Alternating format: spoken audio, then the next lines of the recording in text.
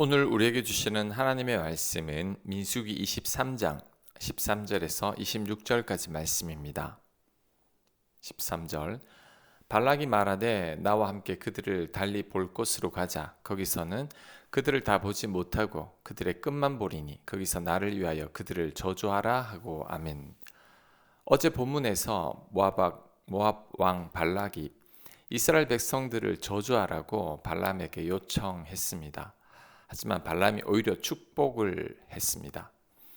하지만 발락은 포기하지 않았습니다. 이스라엘 백성들 전체가 보이는 자리가 발람에게 부담이 될 수 있으니 이번에는 이스라엘 백성들의 끝만 보이는 장소로 바꿔서 저주하라고 요청을 합니다.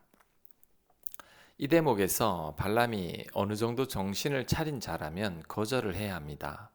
하나님께서 원하시지 않으시니 도저히 저주할 수 없다고 말해야 합니다. 그런데 발람은 거절하지 않습니다. 아직까지 탐욕이 있는 거죠. 잠언에 미련한 자가 개가 토한 것을 먹는 것처럼 미련한 짓을 반복한다고 하는데 발람이 그렇습니다.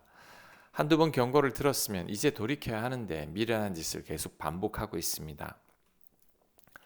지금 반복하고 있는 실수가 무엇입니까? 똑같은 아픔을 경험하면서도 아직 계속되고 있는 실수는 무엇입니까? 이제는 그만 그쳐야 합니다. 그치지 않으면 그것으로 인해 나만 고생하게 됩니다. 아브라함은 사람에 대한 애착이 약점이어서 늘 사람으로 인해 시험이 듭니다.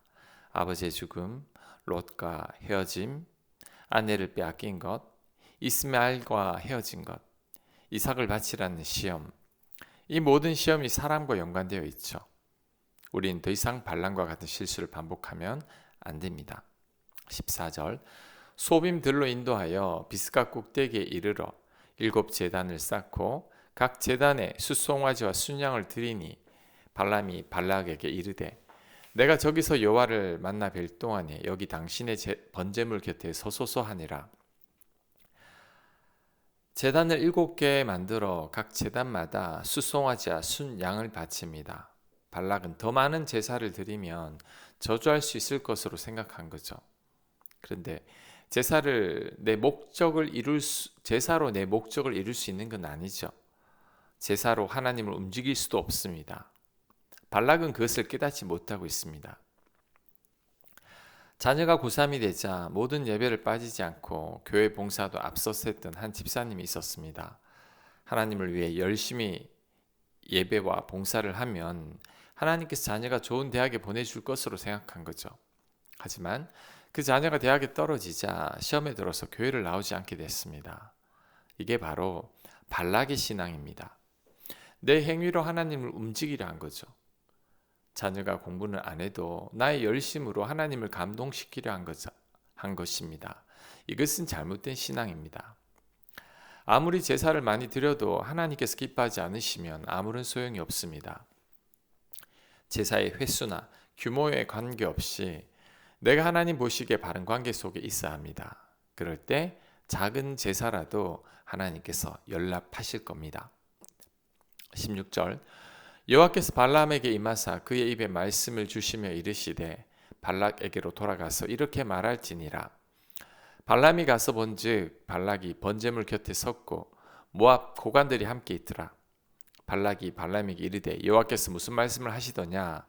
발람이 예언하여 이르기를 발락이여 일어나 들을지어다. 십볼의 아들이여 내게 자세히 들으라.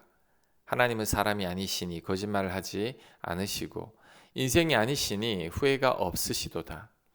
어찌 그 말씀하신 바를 행하지 않으시며 하신 말씀을 실행하지 않으시랴. 아멘.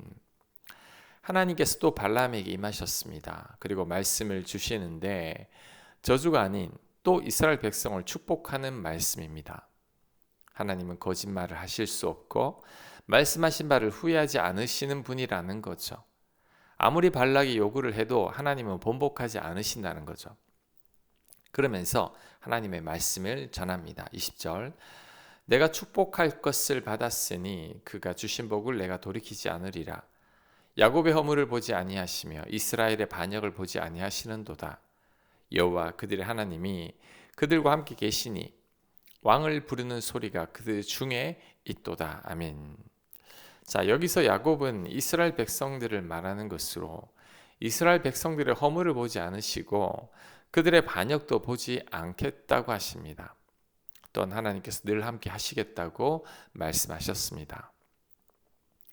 허물을 보지 않고 늘 함께 하시겠다는 것은 축복 중의 축복이죠.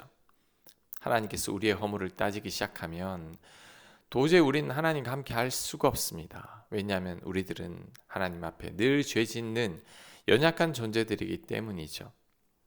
하지만 하나님께서 우리의 죄와 허물을 보지 않으시겠다고 하셨습니다. 더불어 늘 함께 하시겠다고 하셨습니다. 엄청난 축복이죠. 이것은 바로 예수님의 십자가 은혜를 상징합니다. 예수님께서 우리 대신 십자가에 못 박히심으로 우리 허물을 보지 않겠다고 하셨고 우리의 반역을 눈감아 주시겠다고 하셨습니다. 뿐만 아니라 우리가 죽을 때까지 일평생 우리와 함께 하신다고 약속하셨습니다. 실제로 우리 안에 성령님께서 늘 우리와 함께 하고 계시죠. 이 놀라운 은혜를 우리가 누리고 있습니다.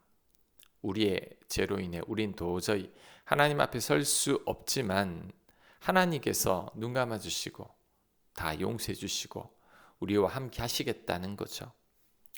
또한 우리를 후에 천국으로 인도하시겠다고 하셨습니다. 지금 우리가 그 은혜를 누리고 있습니다. 얼마나 감사한지 모릅니다.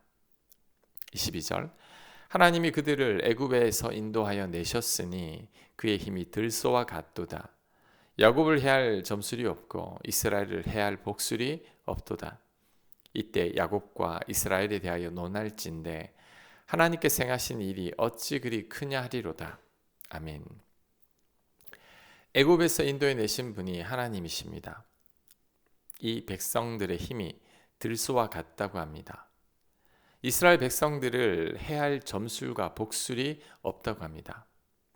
세상 사람들이 이스라엘 백성들을 보고 논하기를 하나님께서 어찌 그리 큰 일을 행하셨냐고 말씀합니다.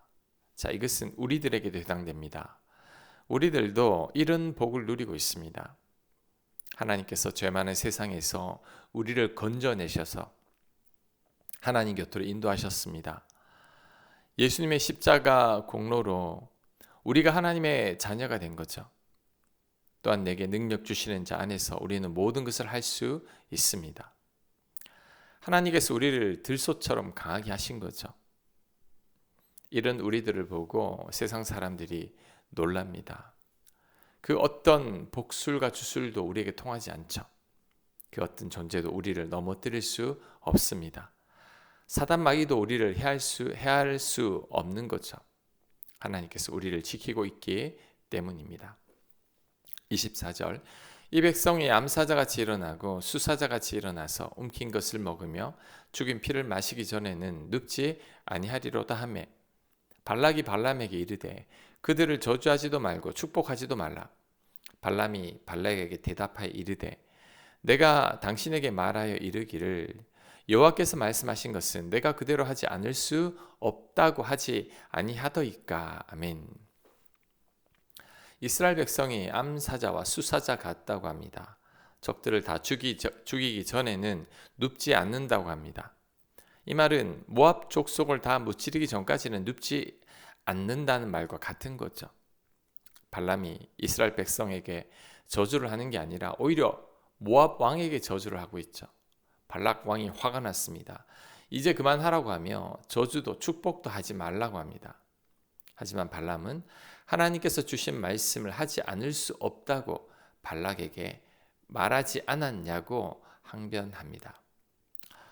오늘 사건을 볼 때 하나님은 악도 도구로 사용하신다는 것을 알 수 있죠. 이스라엘 백성들을 망하게 하려고 저주하려는 발락과 탐욕으로 인해 모압까지 간 발람을 통해서 하나님 이스라엘 백성들을 축복하셨습니다. 하나님은 악인을 통해서 당신의 뜻을 이루셨죠. 악도 합력하여 선이 되게 하신 겁니다. 요셉도 그랬습니다. 악한 형들로 인해 애굽으로 팔렸지만 하나님은 그것을 도구로 요셉을 애굽의 총리의 자리까지 오르게 하셨죠. 다윗도 자신을 괴롭히는 사울 왕으로 인해 보다 원숙한 왕으로 다듬어졌습니다. 우리 인생도 유사한 일이 벌어질 수 있습니다. 우리도 내 곁에 악인으로 인해 고통받을 수 있습니다. 억울한 일을 당하기도 하고 오해를 받기도 합니다. 하지만 하나님은 그 악인을 도구로 우리를 보다 성숙하고 단련된 하나님의 사람으로 빚어가십니다. 악도 결국에는 합력하여 선이 되게 하시는 거죠. 그러니 우리들은 그 어떤 상황 속에서도 믿음을 잃지 말아야 합니다. 살다 보면 환난을 만나고 내 뜻대로 되지 않는 일들에 낙심이 될 때도 있습니다. 하지만 이때도 우리는 하나님을 신뢰해야 합니다. 하나님은 죄악을 최선으로 바꾸십니다. 모든 악을 도구로 합력하여 선이 되게 하십니다. 그러니 우리들은 하나님에 대한 믿음만 잃지 않으면 됩니다. 그럴 때 하나님께서 가장 선한 길로 우리를 인도하실 것입니다. 발락과 같은 자를 통해서도 이스라엘 백성들을 축복하신 하나님을 기억해야 합니다. 하나님은 내 곁에 발락과 같은 자를 통해서도 나를 축복하실 수 있음을 우리는 믿으며 살아야 합니다. 아멘. 하나님, 악을 도구로 선으로 바꾸시고 합력하여 선을 이루시는 그 하나님의 놀라운 섭리를 믿습니다. 그 어떤 경우에도 흔들리지 아니하고 하나님만 신뢰하는 저희가 되게 하여 주시옵소서. 예수님 이름으로 기도합니다. 아멘.